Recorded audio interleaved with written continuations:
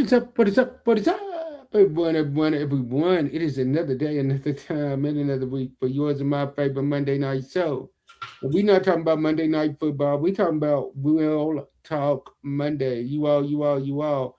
We are in the building tonight. We have a great show for y'all tonight. Sis, how are you doing? I'm doing good. How are you? I am well. I'm well. What's been going on with you, sis? How's the weekend been?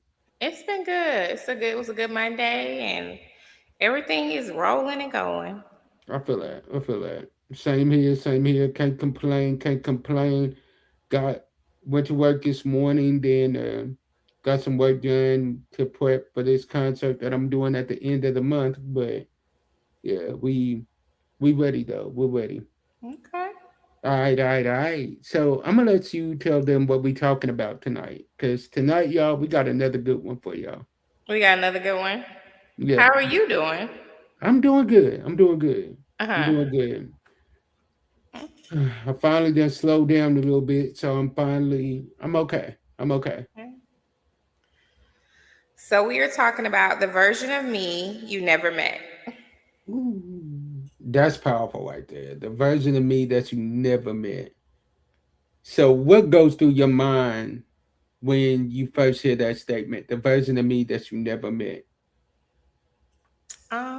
I think it's like you grow and versions of you change, and sometimes we progress. Sometimes we go back. Sometimes we stay the same. It depends on the person. But I think when you really put the time in to have that personal growth and you want to evolve and develop, those things do happen for sure.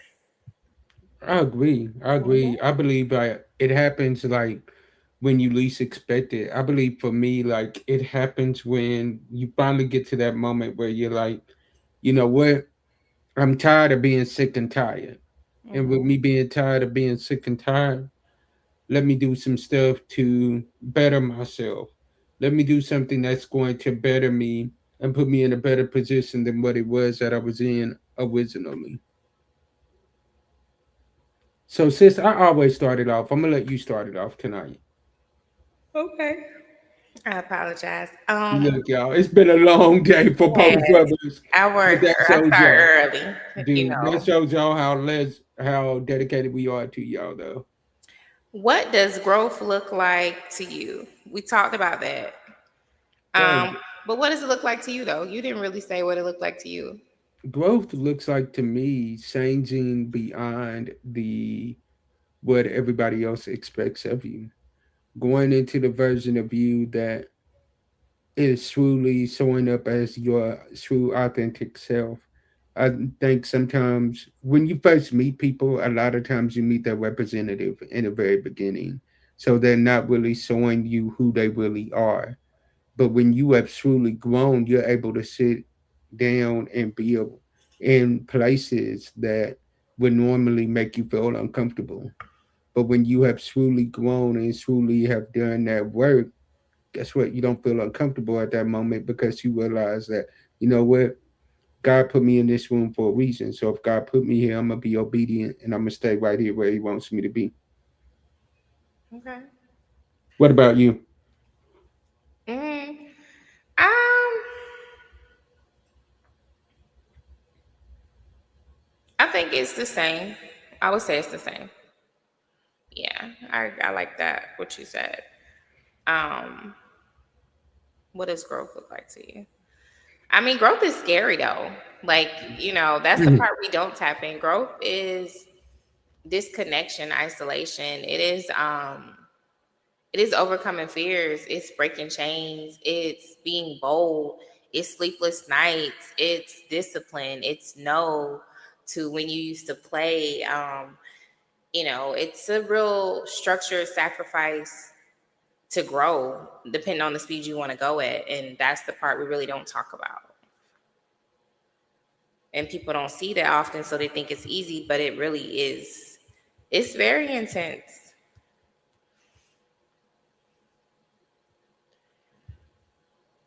Growth is not for the weak. It's one of those things where you either gonna, it brings me back to a movie that I used to love. which is the Lion King, where uh one of my favorite parts of that movie was when the monkey hit Simba over the head and with a rock or with a stick. And Simba's like, "Why did you do that?" And he said, "What does it matter? It's in the past." He's like, "But it still hurt." He's like, "Yeah, the past can hurt, but you can either learn from it, or you can run from it. Growth is learning from your past and not running from it. And the difference between the two is when you learn from it, you refuse to make the same mistakes as you made.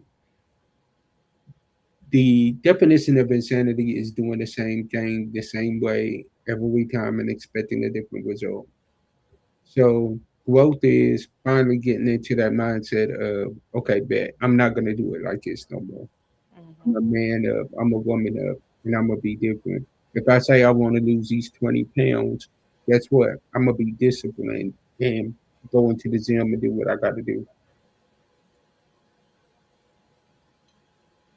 And you won't give up when you hit plateaus because you're like, I'm not losing pounds. I'm eating. Hmm. I'm meal prepping. I'm fasting. I'm in the gym. Why is the weight not coming off? You have to keep going when you don't see the pounds come off. You have to keep going when you don't see the size come.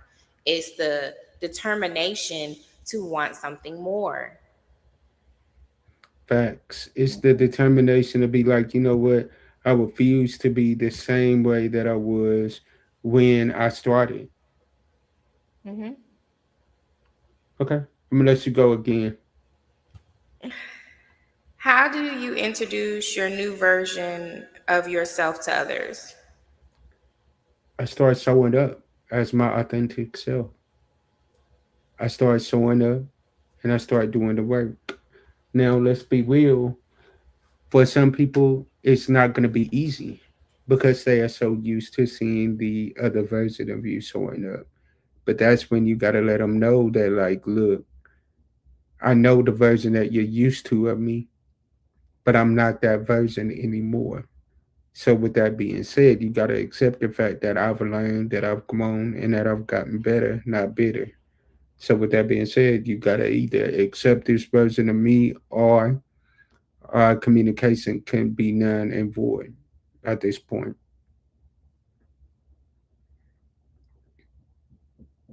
How you feel about that? I feel that um, I feel that it's hard to introduce versions. It is very hard. People don't understand it, especially people that have been around you for a while. But this is just where I'm at in life. That's how I introduce it to people, and this is how I'm moving forward. And you can like it or not like it, but this is how we are. This is what I'm doing. The best thing is when the triggers don't trigger you anymore. That type of growth is amazing and definitely lets people know because when they see that you've changed and your reactions are different, your self discipline is different. Like, oh no, I can't do that because I got to do this, this, and that. And from this time to this time, that's blocked out because that's the only time I spend with my Right, kids. So I will catch you after when you stick right. to your structure. And then it comes back to the boundaries, but you're really just determining you're trying to do something different and because of that, you have to move in a certain way.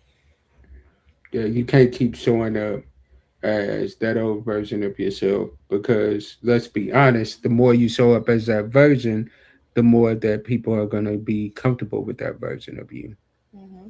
And that's not a bad thing, but it is a bad thing when you have decided that you want to be better.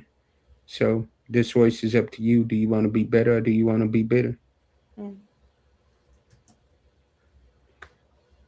So, all right, I'm gonna go with number three. Why do you feel others want to our past to hold us to our old standards? Why do you feel that sometimes others want to hold us to our old standards?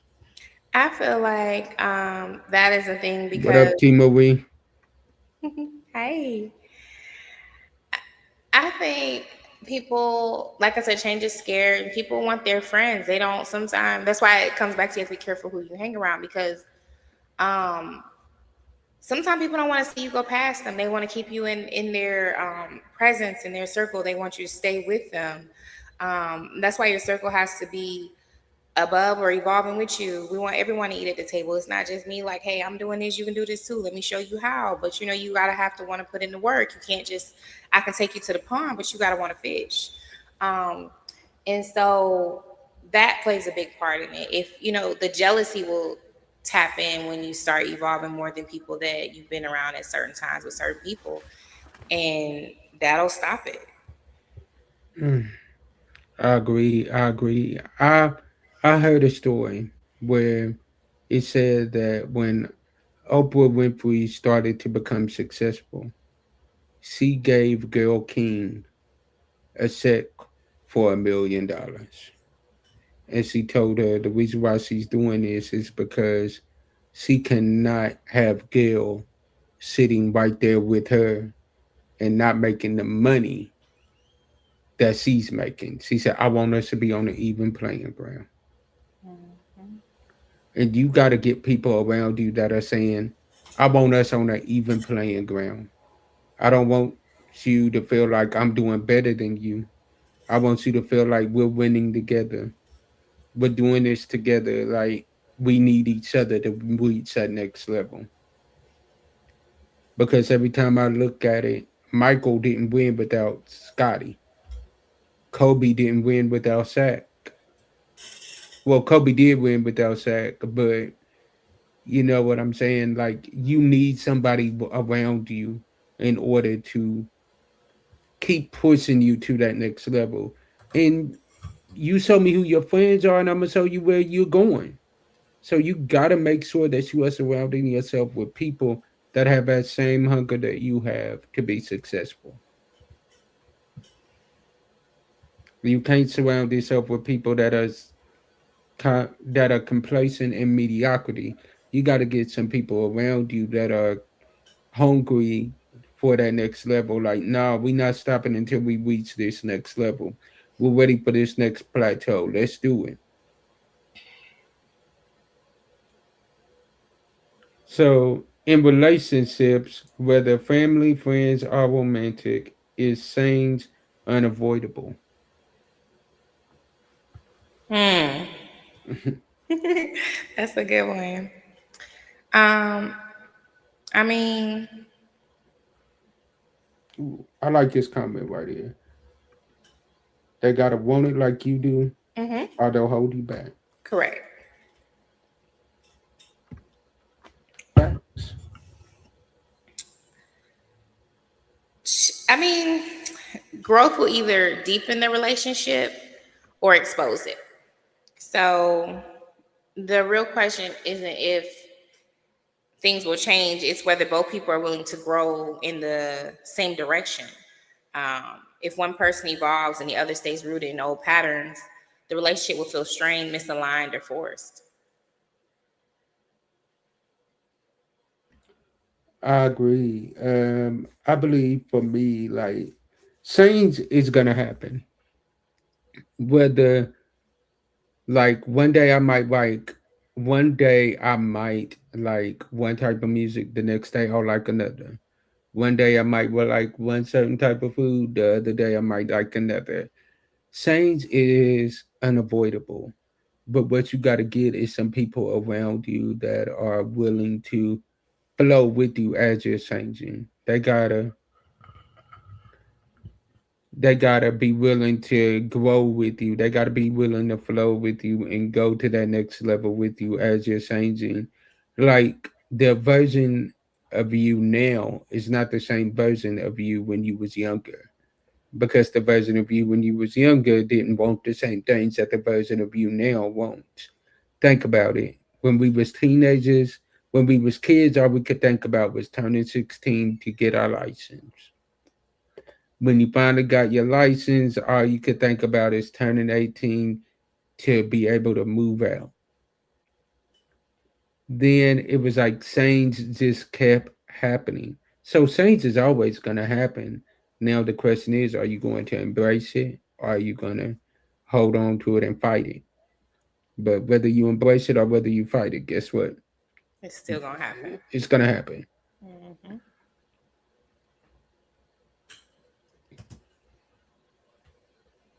How have So, well, go on ahead. how have you grown in the last 2 years? Last 2 years, man, I've grown a lot. It's been because of the people that I have around me. I have more people around me that's holding me accountable. I have people around me that are just as hungry for success as I am. I have people around me ready to put that work in just as much as I am. And I have people around me that are hungry for a walk with God just like I am. So it's like we push each other to grow and go deeper and not stay stagnant in our relationships. What about you? I have grown a lot in the last 2 years. I've had so many experiences that have been life changing for me.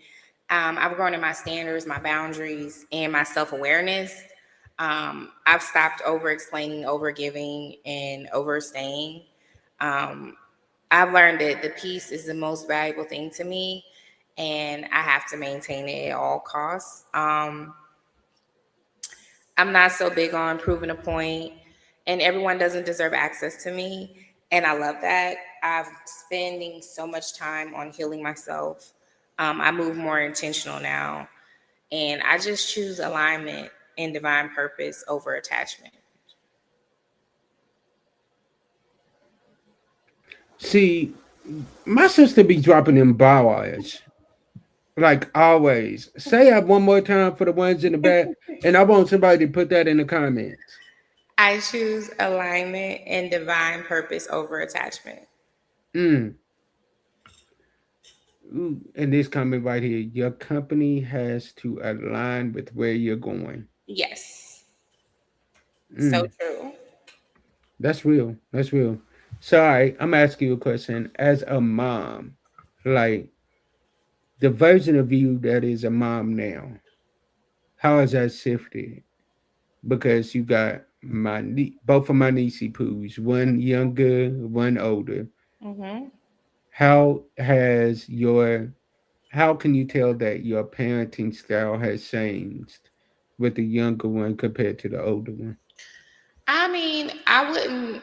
I would say not so much compare. I would say I parent them. Well, you have to parent each child different because they're not the same people. You have to do what works for them. But definitely the version that they get of me in this season, this chapter, is just like it's more than my greatest desire.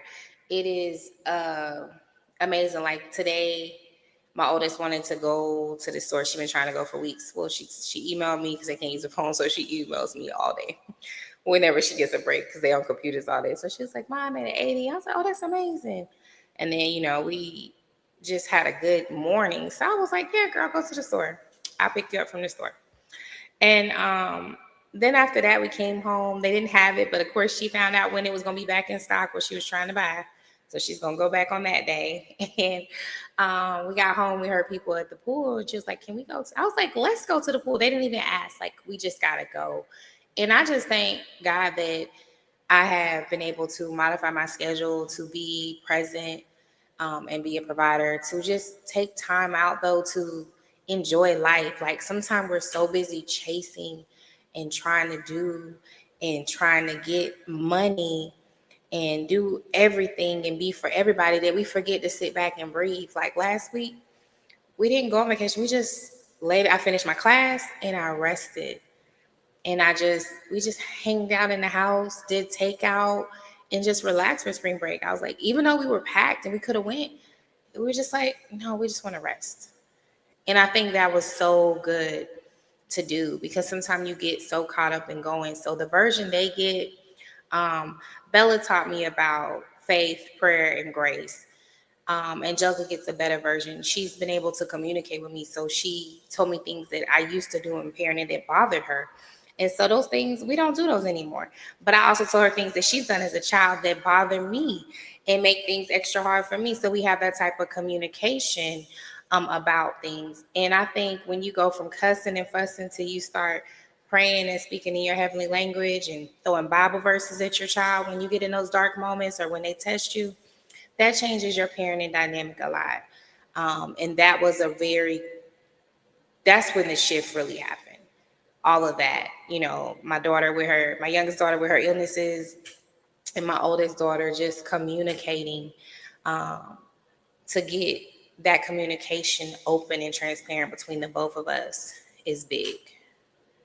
It made a big difference. So I love the way, I would say I'm parenting them as a healed mom, as a spiritual mom.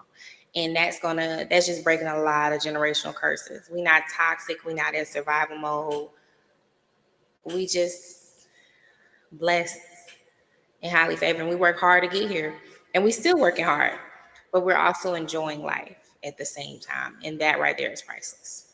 I love that. I love that because I love the fact that she said you work hard, but you enjoying life at the same time. Because I know for some people, they work so hard that they forget to sit back and enjoy the fruits of their labor. I know for me, for instance, there was a season where I was constantly working, always busy, always doing something, always feeling like I have to have my hand in something. And literally, I started missing out on certain things, certain key points that I should have caught.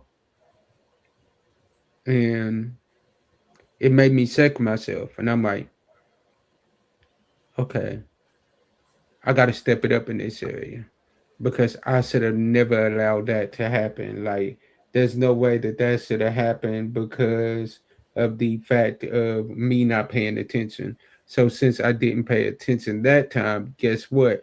Guarantee you it won't happen again because now I'm on full alert. I'm gonna make sure that I'm doing my job. I'm gonna make sure that I'm paying attention. I'm gonna make sure that I'm showing up to celebrate every little bitty thing to make sure that it's seen that it's valued and that it's shown that yo it's appreciated.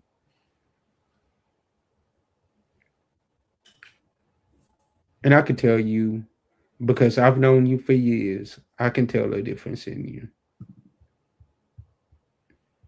and I'm proud of you, sis. Thank you. I'm proud of you.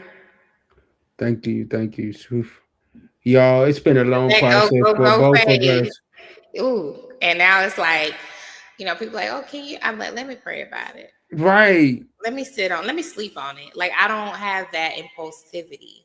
That Mm, impulsivity and just have to be there and do it. I don't have that desire anymore to like help it's just not man, there. I kid y'all not. I called Hannah yesterday, and we was just talking about something. And as we was having a conversation, I told Hannah, I said, sis, like, I'm proud of myself for how I handled that situation. I said, because the old me wouldn't have handled that situation as well. But this version of me was able to handle it and do what needed to be done and have an adult conversation and make sure that things got handled correctly. Y'all, I'm not sure where she went, but she should be back. All right, here she is. I see you. Yeah, like I told him, I said, you and I had a conversation yesterday over a situation, and I told you, like, I was proud of myself for how I handled a situation yesterday where the old me would have responded in one way, but the healed version of me now, the healed and high value version of me now, decided to respond in a completely different way. And it shows growth. It shows growth and it shows maturity. Hmm.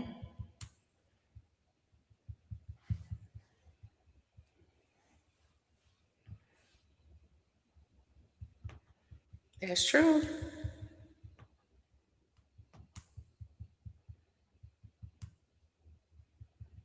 Yeah, I'm like, I was proud of myself for the way that I feel like sometimes we don't give ourselves enough credit for how we show up in certain situations. Even beyond that, Hmm.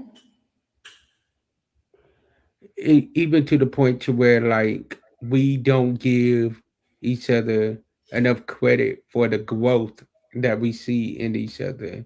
And I feel like situations that I've went through, not even yesterday, but just in general, like the James that you see now is not the James that you would have seen 5 years ago. And we're grateful for that growth and for that metamorphosis and for that change. And that's only because of God and God alone. So, all right,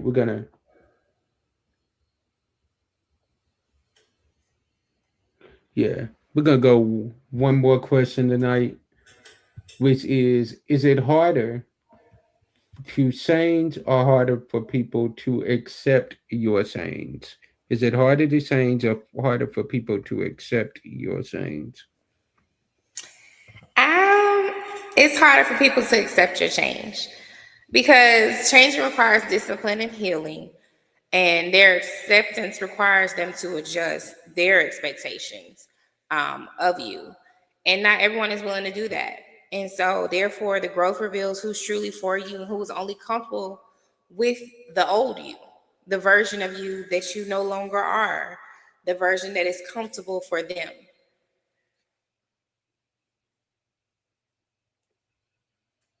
What about you?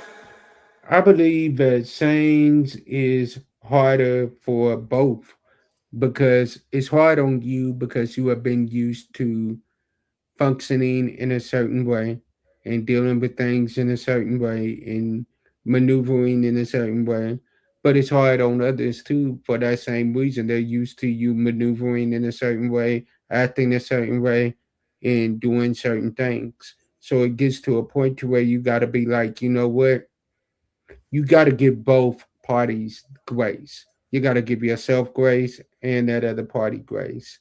You know, I was talking to a coworker today, and we was just having a conversation, and she had told me about a situation that she had went through, and I told her, I'm like, you got to give yourself grace in that situation, like you got to allow yourself time to heal.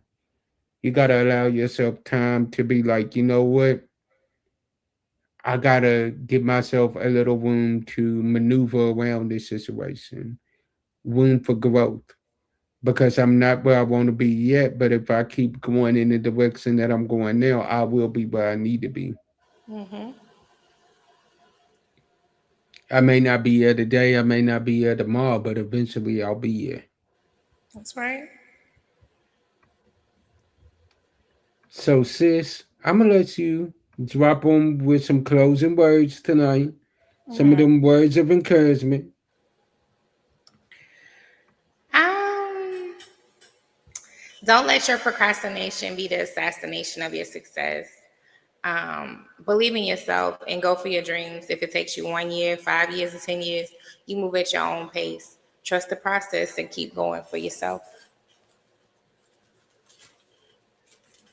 And that's real. You gotta trust the process and keep going for yourself. You gotta be your own biggest cheerleader in this season. You can't wait on others to cheerlead for you. You gotta start cheering for yourself and be like, you know what, I did make it through this situation.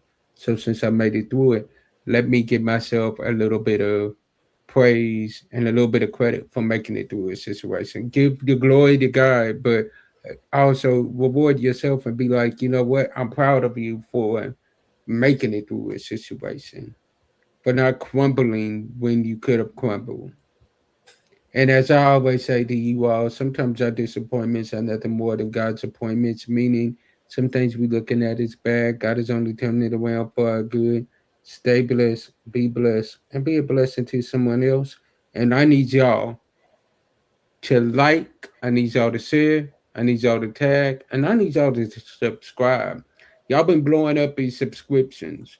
and we appreciate it. But we thank you to we need you all to continue to do that more and more and more, so that we can continue to grow this platform that God has given us.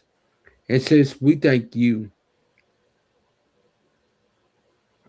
We thank you, sis. We thank you. And oh, she says she thinks it's both. Okay. She thinks it's hard on both ends. Okay. I would Okay, agree with that. I would agree with that. It is that's hard true. on both ends. All right, y'all. I. We will see you all next on tomorrow for Walking in Kingdom Destiny with my girl, my sister, prophetess T Marie. She's finally ready to come back, y'all. Finally, we finally got her out, and she's ready to come back. So y'all definitely make sure y'all watch Walking in Kingdom Destiny tomorrow. All right. All right. Peace. We love y'all.